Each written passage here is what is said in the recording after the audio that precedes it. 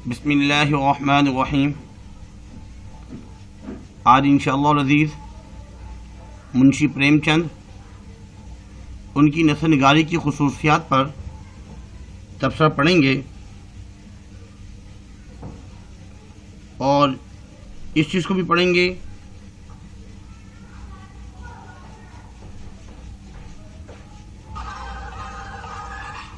کہ نثر نگاری پر تبصرہ کیسے لکھنا ہوتا ہے، انٹر اور ڈگری کلاسز کے لیے، سائنس، کامرس اور آرٹس تمام گروپس کے لیے 3 چیزیں لکھنا ضروری ہیں۔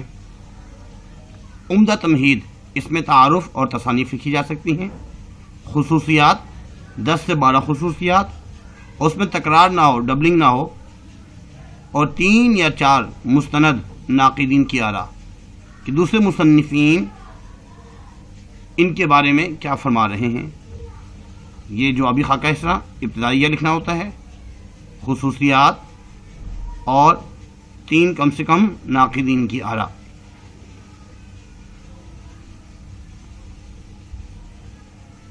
اب خصوصیات ہم کون کون سی یاد کریں، اس کو ذرا غور سنیجیے۔ سب سے پہلے ہمیں تھوڑا سا تعارف معلوم ہونا چاہیے۔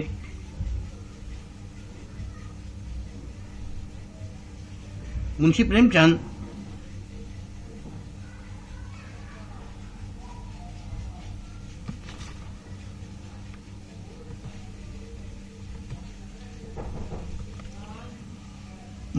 چند ان کا اصل نام دھنپت رائے ہے۔ 1880 میں پیدا ہوئے اور پیدا ہوئے ہیں بنارس میں۔ ان کے والد صاحب جو ہے وہ ایک کلرک تھے پوسٹ آفس میں۔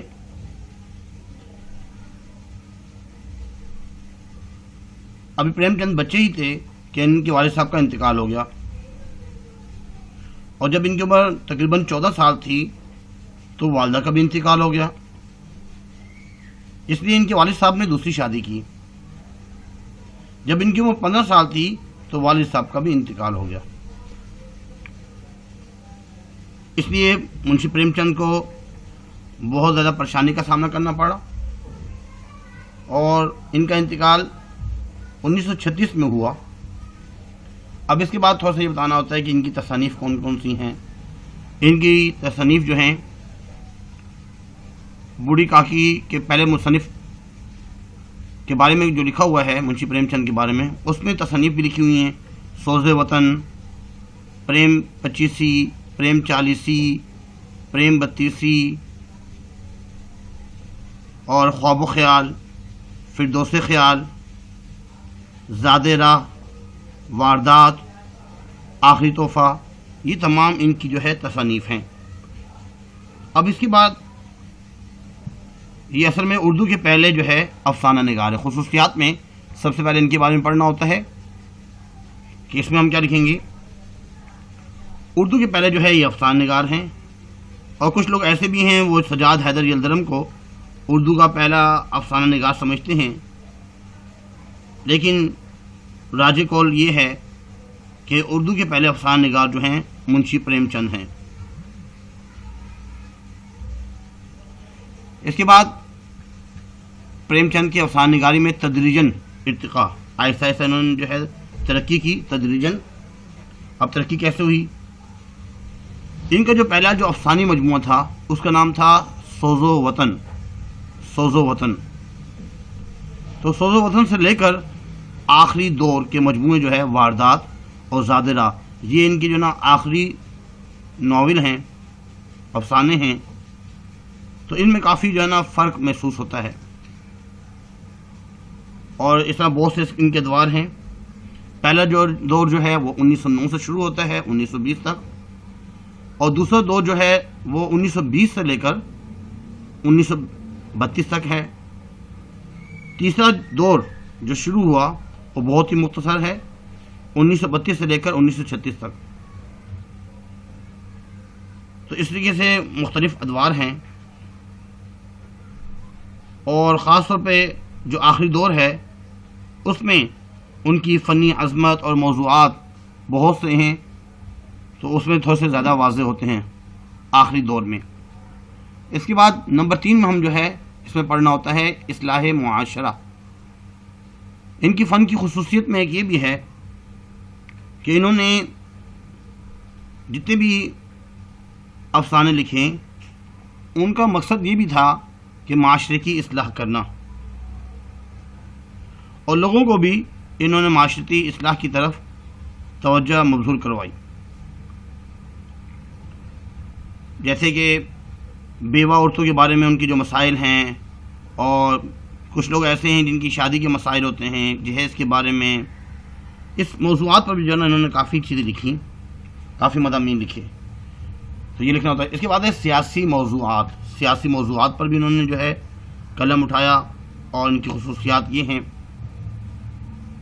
وہ اصل میں اس زمانے کا جو ان کا جو دور تھا وہ بر صغیر کے اندر تحریکوں کا دور تھا۔ بہت سی تحریکیں چل رہی تھی، مسلمانوں کی الگ، ہندوؤں کی الگ، اور بھی اس میں بہت سی تحریکیں تھیں۔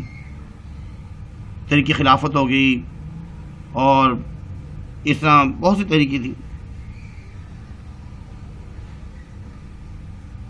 اصل مقصد یہ تھا کہ ملک کو آزاد کرانا ہے، اور سب کے سب یہی بتا کہ ہم نے جو ہے ملک کو آزاد کروانا ہے، اور انگریز جو ہے نا کس طریقے سے یہاں سے چلے جائیں ہندوستان سے۔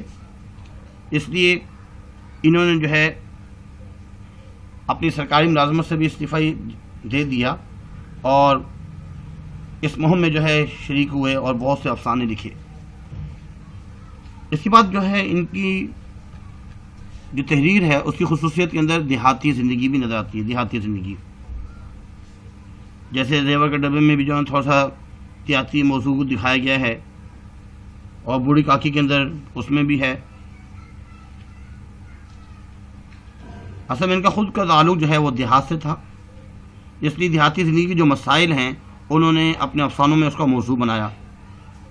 کسانوں کے، مزدوروں کے، ان کے جو دکھ ہیں، ان کی جو پریشانیاں ہیں، ان کو بہت اچھے انداز میں انہوں نے اپنے افسانوں میں لکھا۔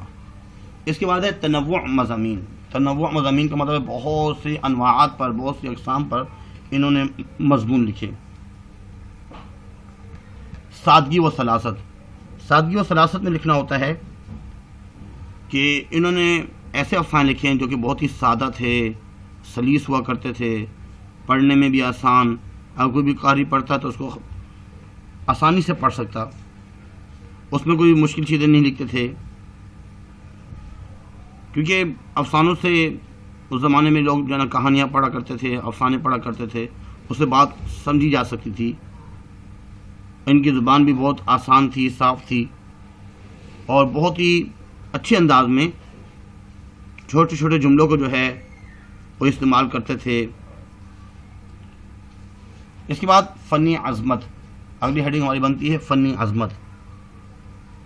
فنی عظمت جو ہے اصل میں جو ان کا آخری دور تھا، آخری 4 سال 32 سے لے کر 36 تک، 1932 سے 1936 تک، یہ جو دور ہے یہ فنی، اس میں بہت سی ٹیکنیکل اور افسانوں کے موضوعات پر سیاسی زندگی سے متعلق ہے، لیکن فن اور معیار کے اعتبار سے بھی یہ پچھلے ادوار کے مقابلے میں بہت بلند تھا۔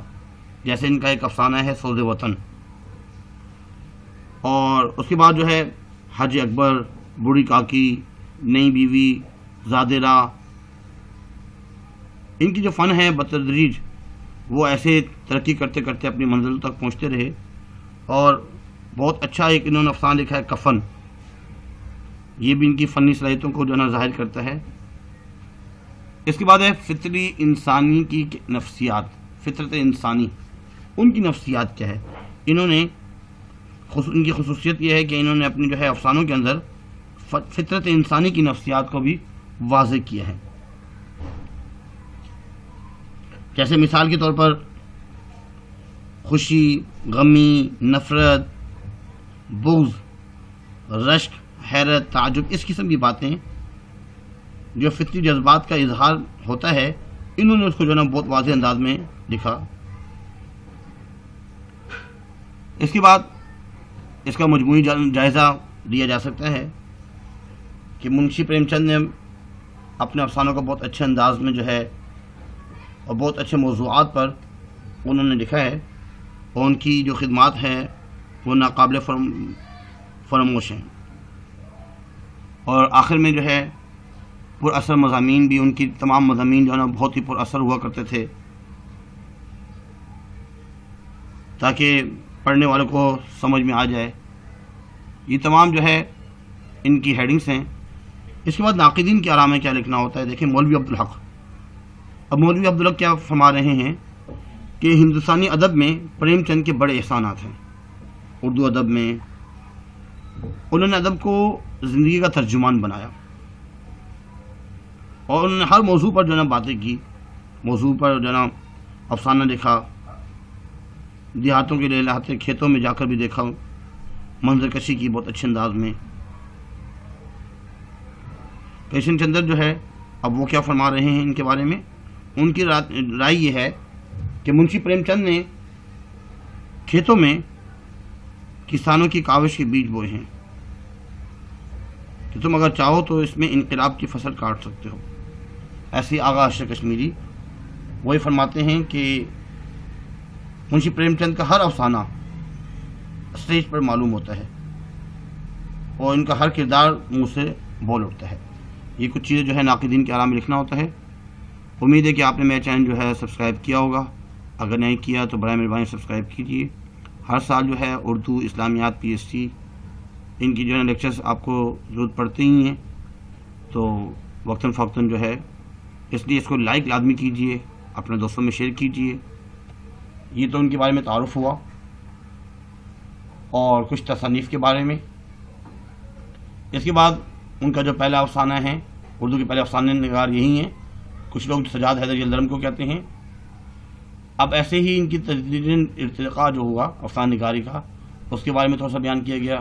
3 ادوار تھے، کون کون سے ہیں، اور اصلاح معاشرہ، انہوں نے جو قلم اٹھایا اصلاح معاشرے پر بھی۔